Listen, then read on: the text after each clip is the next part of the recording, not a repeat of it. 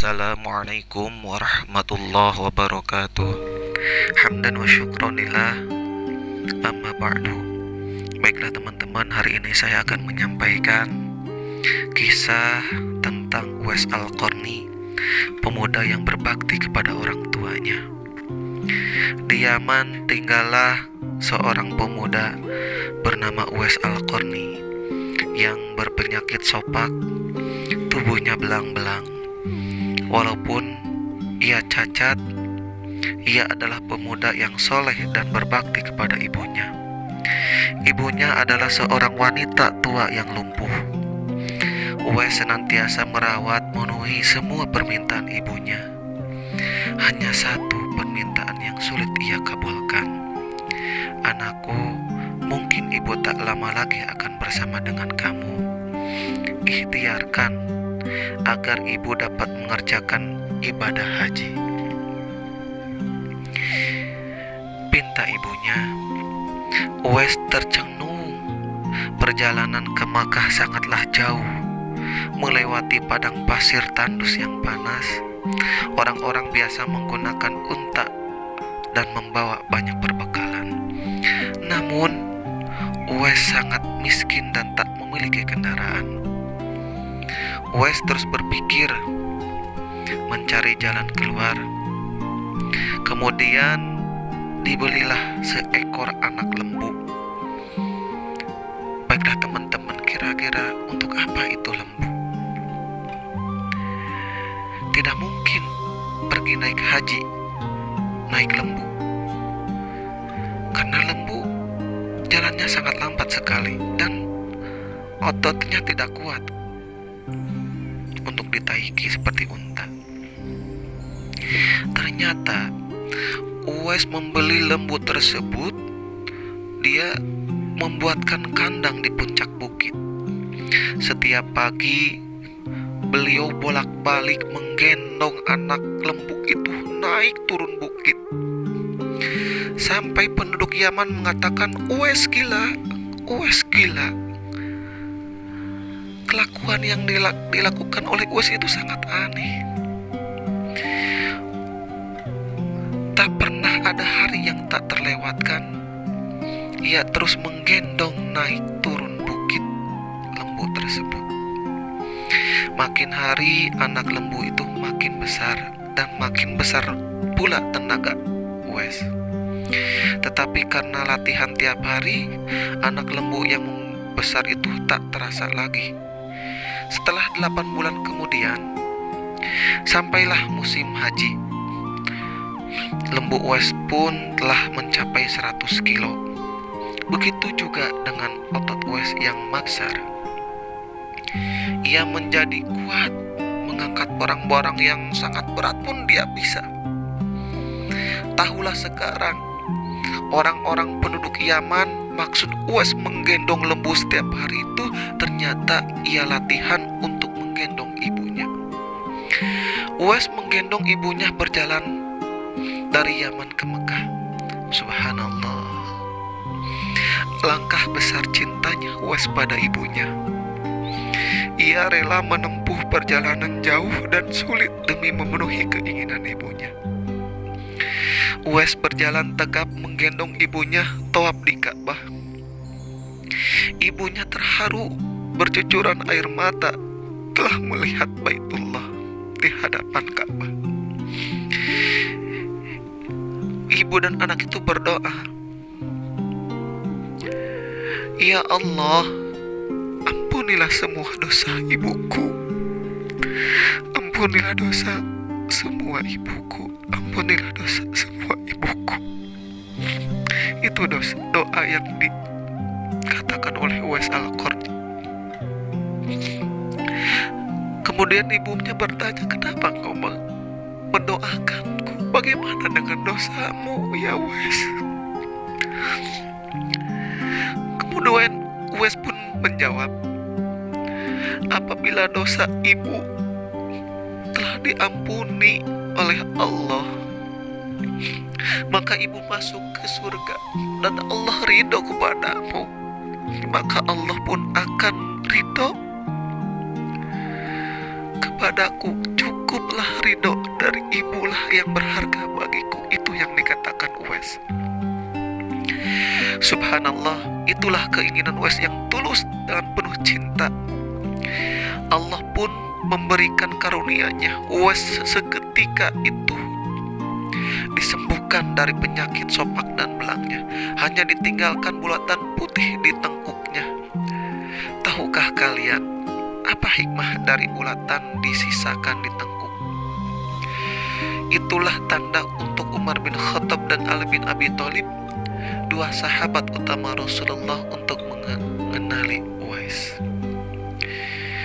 Beliau berdua sengaja mencari Uwais di sekitar Ka'bah, karena Rasulullah berpesan, di zaman kamu nanti akan lahir seorang manusia yang doanya sangat makbul.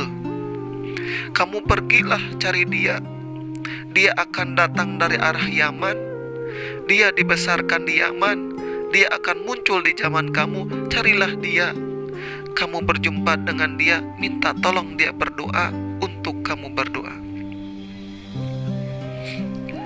Baiklah teman-teman, ternyata sebelum Uwais menunaikan haji, dia pernah meminta izin kepada orang tuanya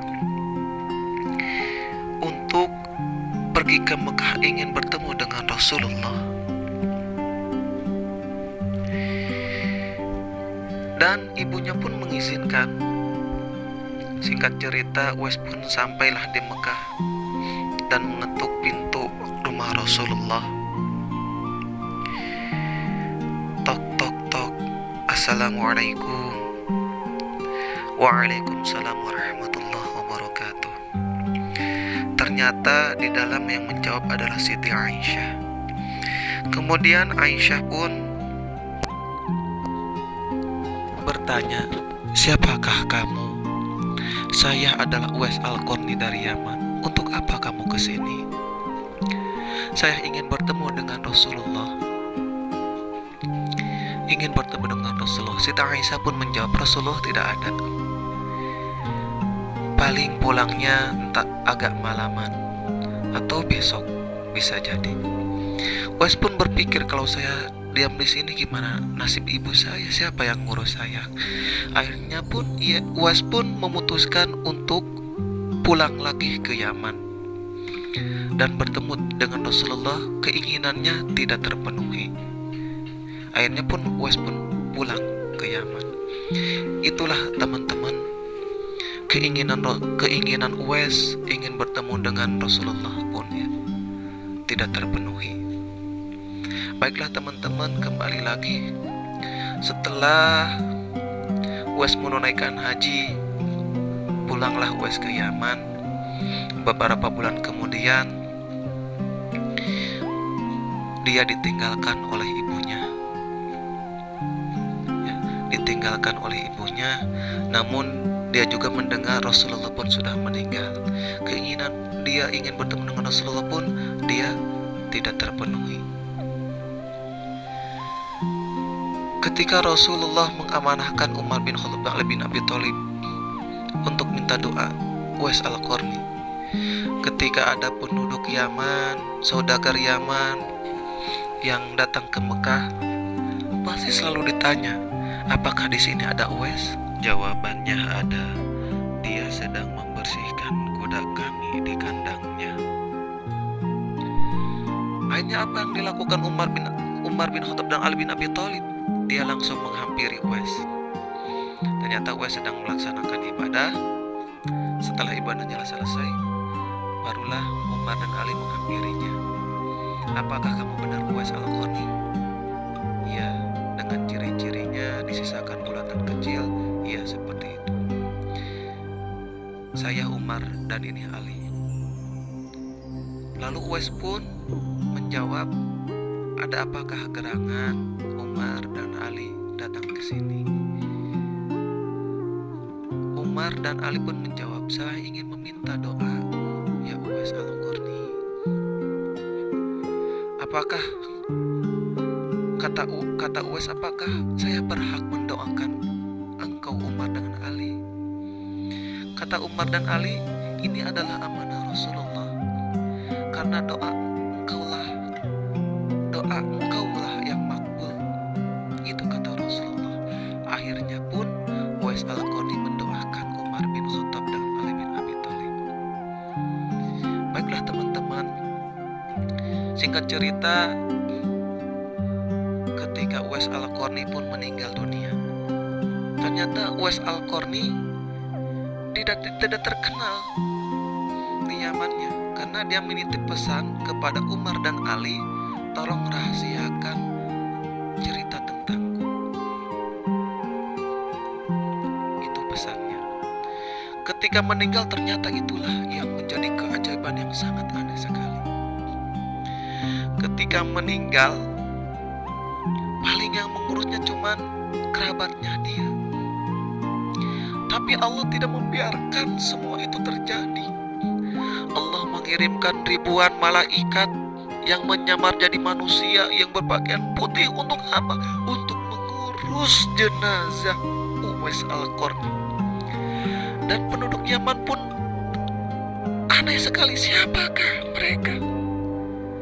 Tidak terkenal, nyampe banyak orang, ribuan orang untuk mengurus Uwais Al-Qarni. Ternyata dalam sabda Rasulullah dikatakan Uwais Al-Qarni itu adalah penghuni langit. Akibat dia berbakti kepada orang tua, ketaatan dia kepada orang tua, ibadah dia kepada Allah, akhirnya Uwais Al-Qarni disebut penduduk langit. Baiklah teman-teman, untuk kisah Uwais Al-Qarni berakhir di sana. Apa hikmah yang bisa kita ambil? Yang pertama, khusus untuk kita semuanya, bagi yang selalu membangkang perintah orang tua, selalu melawan perintah orang tua, minta maaflah dari sekarang.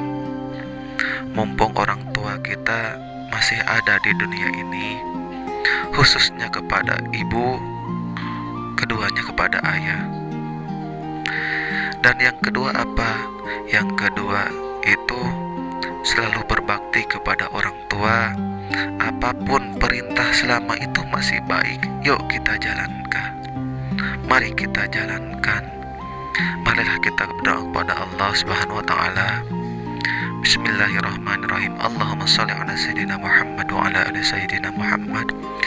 Allahumma ighfir li wa liwalidayya warhamhuma kama rabbayani shaghira.